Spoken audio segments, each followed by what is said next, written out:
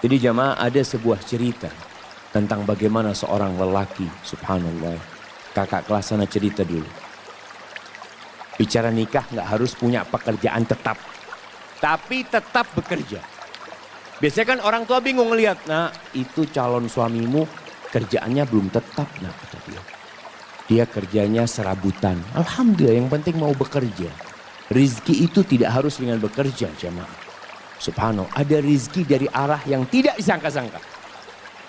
Yang orang gak akan berpikir, ya Allah kok bisa fulan dapat rizki itu. Itulah Ar-Razzaq Dzul Quwwatil Matin.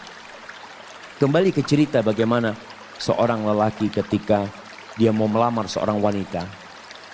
Itu subhanallah.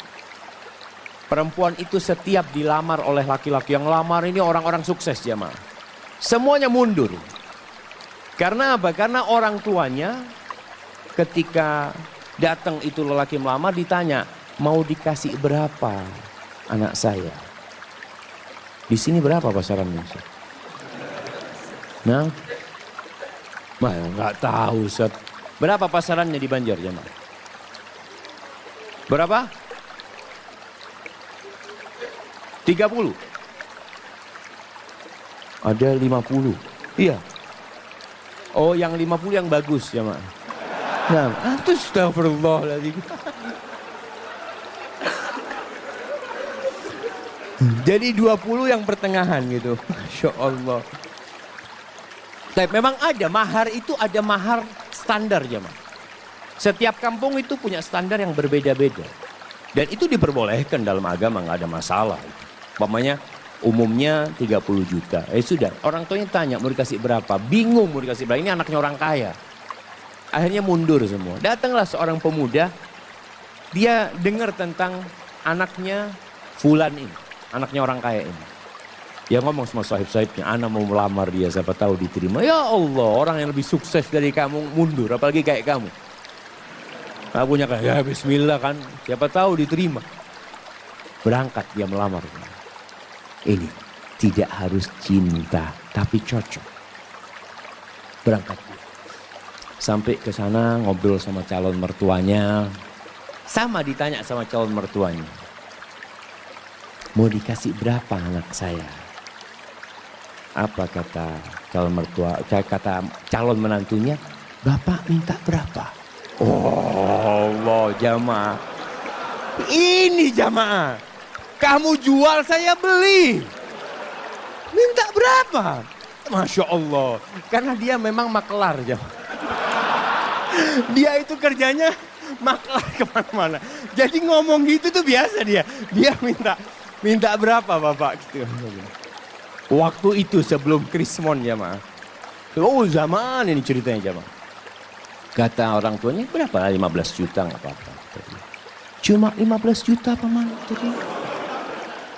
Subhanallah, jangan. Masa anaknya Ami yang dari kecil Ami rawat ya. Ami besarkan, Ami sekolahkan cuma dihargai 15 juta. Ami, anak kasih 1 miliar. Betul ini ceritanya. Tapi sekarang anak gak punya duit. Iya, memang dia gak punya duit. Artinya dia ingin ngasih gitu jamaah. Antum ketawa. Subhanallah jamaah. Subhanallah. Akhirnya ya sudah. Diterima jamaah. Itu keluar dari sana teman-temannya bingung. Kok bisa diterima kamu kata dia. Ada ceritanya. Masya Allah. Akhirnya menikah. Menikah dengan utang dia. Mahar itu boleh utang. Makanya ketika antum menikah. Kan orang tua mengatakan maharnya sekian tunai atau utang. Walaupun anak gak pernah dengar yang utang jamaah ya. Karena yang disebutkan maharnya itu cuma 100.000, 1 juta, seperti itu. Padahal kadang-kala maharnya di zaman sahabat itu, maharnya itu 1 kebun kurma. Isinya 400 pohon. Berapa miliar itu. Nah, itu bisa utang. Akhirnya menikah. Setelah menikah tetap kerjanya serabutan dia ya, makelar, jual ini, jual itu. Dia punya utang 1 miliar.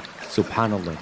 Suatu saat dia cerita, mertuanya ini ngobrol sama menantunya yang kaya-kaya. Cuma 1 yang miskin. Yang kaya-kaya. Ngobrol masalah durian. Oh Masya Allah durian yang enak. Durian ini, itu macam-macam. Akhirnya si menantunya yang miskin ini minta izin. Paman, ana mau keluar dulu sebentar ya, kata dia. Akhirnya dia keluar rumah. Ke tempat sohibnya, pinjam duit 20.000. Ana pinjam duit 20.000. Kan buat apa ya? Mertua ana kepingin durian. Dia beli durian. Dia bawa. Sampai rumah masih ngobrol durian ini jemaah. Dia ngomong, paman, afwan, ana gak bisa beli yang bagus. Ya mudah-mudahan ini enak buat paman. Itu mertuanya langsung jatuh cinta sama menantunya. Yang kaya raya cuma ngomong doang, durian. Ada langsung beli jemaah. Subhanallah jemaah. Antum itu kalau jadi menantu yang bener. Mertua ngomong durian berarti kepingin durian. Masya Allah jemaah. Ini akhirnya nih menantu jadi menantu kesayangan. Sampai kakeknya, istri dia itu, neneknya, pernah suatu hari karena sayangnya sama ini menantu ya. Baik menantu ini. Cuma duitnya memang gak banyak. Tapi dia mau kerja. Makanya ketika itu dia mengatakan lupa. Salah satu yang diucapkan kepada calon mertuanya nih, paman anak saya gak punya duit. Tapi alhamdulillah Allah kasih anak akal bisa berpikir. Allah kasih anak lutut, anak bisa berjalan. Anak insya Allah akan lunasin hal itu. Subhanallah. Sampai suatu hari dia dipanggil sama neneknya istrinya. Kata neneknya, nak, nenek ini punya duit 500 juta. Nenek mau kasih buat kamu. Subhanallah. Si menantu malu jangan nenek. Nenek kalau mau kasih ke cucunya nenek. Biar nanti anak pinjam, anak putar duit. Masya Allah. Antum ketawa. Ini laki-laki terhormat jemaah. Artinya dia nggak mau terima, dia nanti mau pinjam sama istrinya. Kalau sudah punya istri dia bisa pinjam. Masya Allah jemaah. Akhirnya diberikan kepada istrinya, duitnya diputar, dia lunasin 1 miliar. Maka carilah lelaki tadi yang nggak harus punya pekerjaan tetap. Masih banyak masyarakat Indonesia itu yang berpikir kalau cari pasangan hidup yang pegawai. Yang sudah punya gaji tetap. Jangan sama orang yang baru usaha kecil-kecil nanti bangkrut dia. Kalau pegawai kan ada jaminan nanti. Ada jaminan masa tua macam-macam. Ya, nggak harus. Maka itu kriterianya. Allah Subhanahu wa taala mengatakan, "In yakunu fuqara yughnihimullah min fadlihi." Wa ankihul ayama minkum wassalihin min ibadikum wa imaikum in yakunu fuqara yughnihimullah.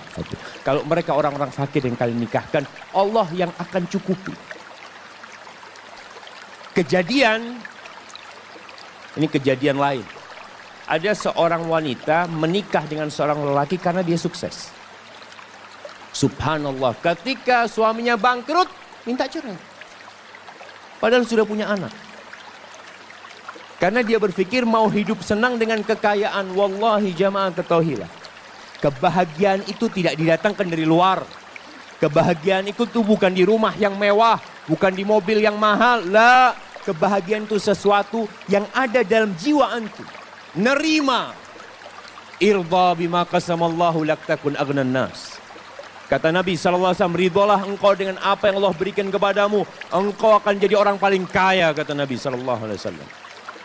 Tapi adapun kalau mau cari istri,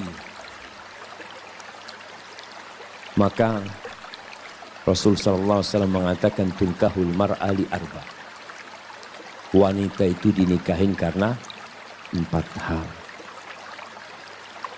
Nah, yang sudah menikah bisa sebutkan, anak kasih hadiah. Nah, yang sudah menikah, antum sudah nikah. Nah, berdiri. Karena kecantikannya. 4. Karena kekayaannya. Karena keturunannya, nasabnya.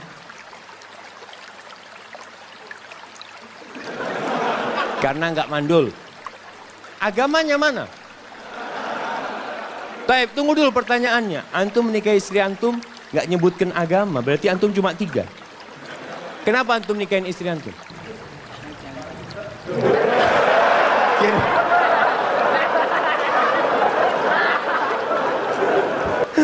Masya Allah, Masya Allah. Ambil hadiahnya. Hadiahnya ditukar, Afan. Hadiahnya ditukar. Karena dia menikah, karena cinta anak kasih keluarga sakinah. Masya Allah. Bismillah. Alhamdulillah jemaah. Ada yang menikah karena cinta. Apa yang menyebabkan dia cinta? Wallahu a'lam. Bisa jadi karena cantik. Istri antum mudah-mudahan cantik. Tapi ingat, kecantikan itu akan hilang. Tapi kalau cinta yang ada di hati kita tidak akan pernah hilang dengan izin Allah SWT. Kata Nabi SAW, tunkahul mar'atu li arba' limaliha wa hasabiha wa li jamaliha wa li diniha. Karena kekayaannya, sebagian orang mengatakan, alhamdulillah ana mau cari perempuan kaya Ustaz. Kenapa? Ana sudah lama hidup susah Ustaz. Paling nggak bisa numpang hidup nyaman dengan hartanya istri. Ada. Janda nggak apa-apa janda. Ada yang seperti itu. Maka antum jangan heran ketika melihat anak muda menikah janda sama umur. Dia umur 20, istrinya umur 35. Janda punya anak 2. Gak apa-apa, mungkin karena hartanya dia menikah. Yang kedua, karena nasabnya yang mulia. Keturunan Raja Banjar. Masya Allah. Yang ketiga, karena kecantikannya. Ini normal orang menikahin wanita karena kecantikannya. Yang keempat karena agamanya. Lalu apa kata Nabi SAW? Fadfar bidhatid din taribat yadak. Kalau engkau ingin beruntung dalam kehidupanmu, engkau ingin merasakan kebahagiaan, keharmonisan dalam rumah tanggamu, fadfar bidhatid din. Berbahagialah engkau mendapatkan agama, mendapatkan wanita yang agamanya baik. Seperti tadi kita bicarakan, ada standar minimal perempuan baik secara agama. Apa? Apa jemaah? Melaksanakan kewajiban. Ini yang pertama. Jadi standar perempuan itu melaksanakan kewajiban. Ustaz, tapi dia nggak pernah ngaji ke masjid Ustaz. Yang penting kewajiban dia laksanakan. Sholat yang 5 waktu. Puasa di bulan Ramadan, dia menutup auratnya, dia berbakti kepada orang tuanya.